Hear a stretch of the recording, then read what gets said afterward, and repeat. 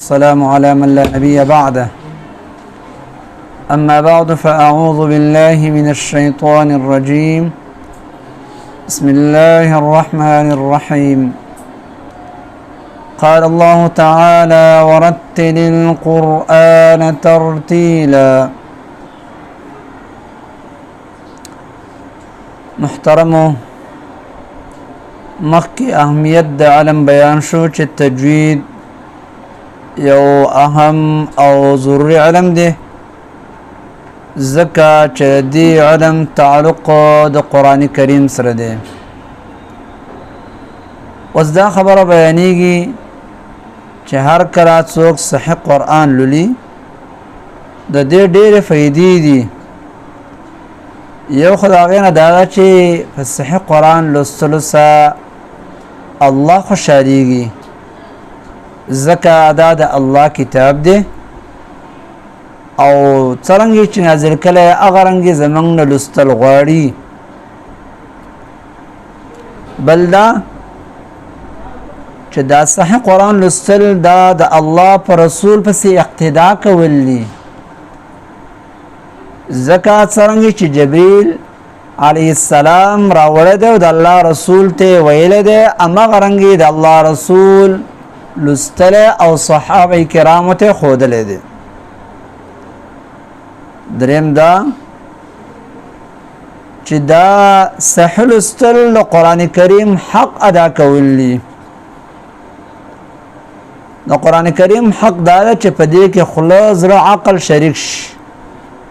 نو یو پکې خوله صحیح لوستل دي او دا ډېره مهمه خبره ده، ځکه چې صحیح لوستلو سره وضاحت په معنی کې راځي او مقصد ورڅخه ظاهرېږي، او که صحیح ونه لوستلی شي نو بیا کله کله فساد په معنی کې راځي. بله فایده دا ده چې دا صحیح لوستل په مؤمن باندې د قرآن کریم د پاره د سوچ او فکر دروازه کولاوي. صحیح لوستل په دې معنی د قرآن د پاره سوچ او فکر دروازه کولاوي چې قرآن زمانه څه غواړي، تدبر. بل دا چې دا صحیح قرآن لوستل د اوریدونکو په مینه کې سبب د ډیروالي جوړیږي. چې څوک صحیح قرآن لولي نو اوریدونکي دا شوق لري چې دا سړی نورم قرآن ولولي، او خلق د هغه د قرآن د لوستلو دپاره کوشش کوي چې حاضر شي او د هغه نه خوند اخلي چې دا د الله کلام ډېر ښکلی لولي. بله فایده پکې دا ده چې دا صحیح قرآن کریم لوستل په دې باندې ملګرتیا د ملائکو حاصلېږي، لکه د الله رسول فرمایي: الماهر بالقرآن مع السفرة الكرام البررة.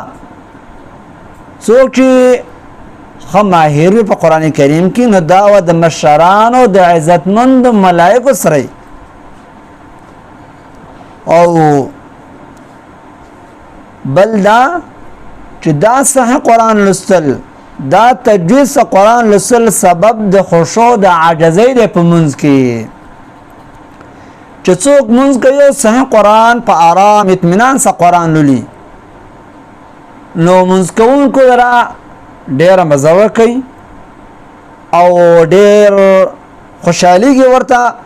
هغه قاري ته تنګېږي نه چې دا په آرام او ښکلی صحیح قرآن لولي.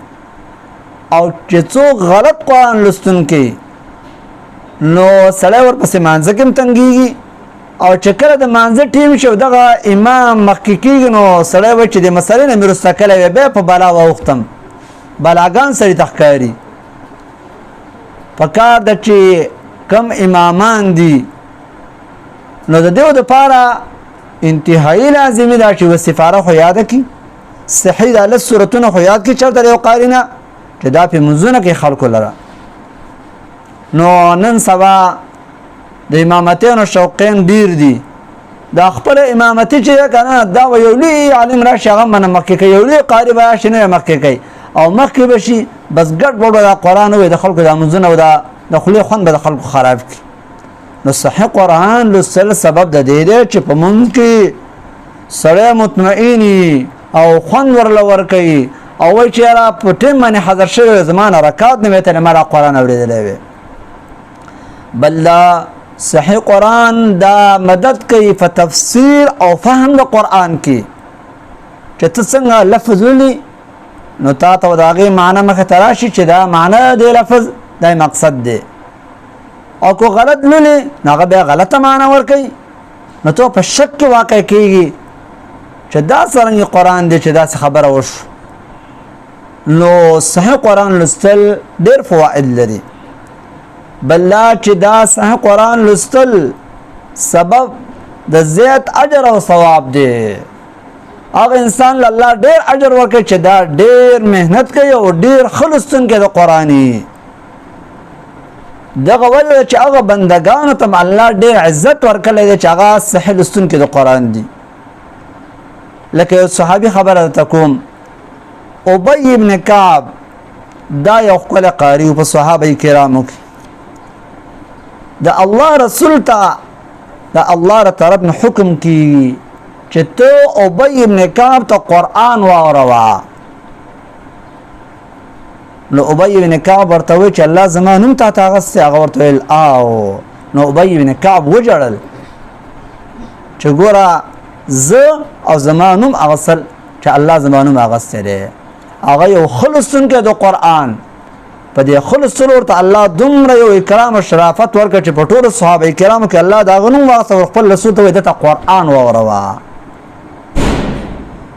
بل دا چې صحیح قرآن لوستل سبب د جلب د راښکلو او د شوق جوړولو د هغه خلکو هم جوړېږي چې د قرآن د دایرې نه بار پراته دي.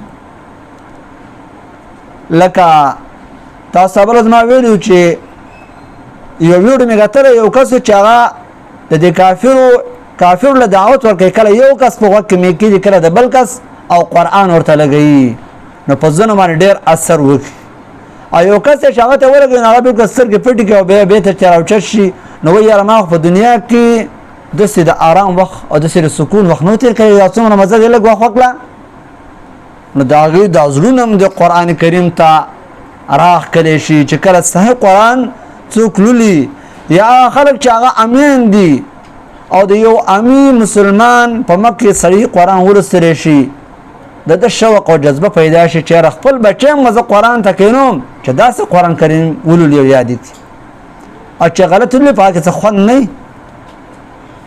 بل دا چې صحیح قرآن کریم زړونو ته اطمینان ورکوي، سکون ورکوي، خوشحالي ورکوي. او غلط قرآن لوستل هغه چې دی نو داسې اطمینان په هغه کې نه سړی ورڅخه تنګېږي چې غلط قرآن څوک لولي هغه ته سړی تنګېږي چې لکه به دا مونځ زر ختم کړی وی، دا تلاوت زر ختم کړی وی، ولې چې هغه قرآن نه لولي.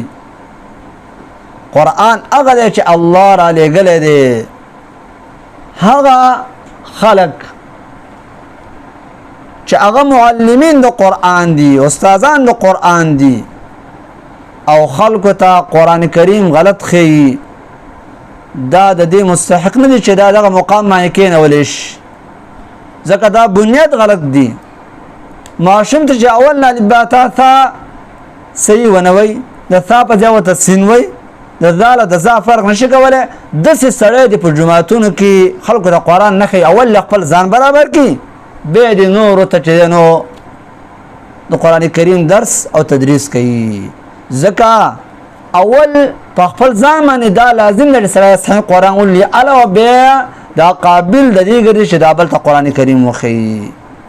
نو دا یو څو فوایدو د صحیح قرآن کریم د لوستلو. قاري صاحب عبدالسلام الله دې عمر کې خیر او برکت ولري چې هغه به خپل کتاب کې دا راجمع کړي دي. نو دا یادول پکار دي چې موږ او تاسو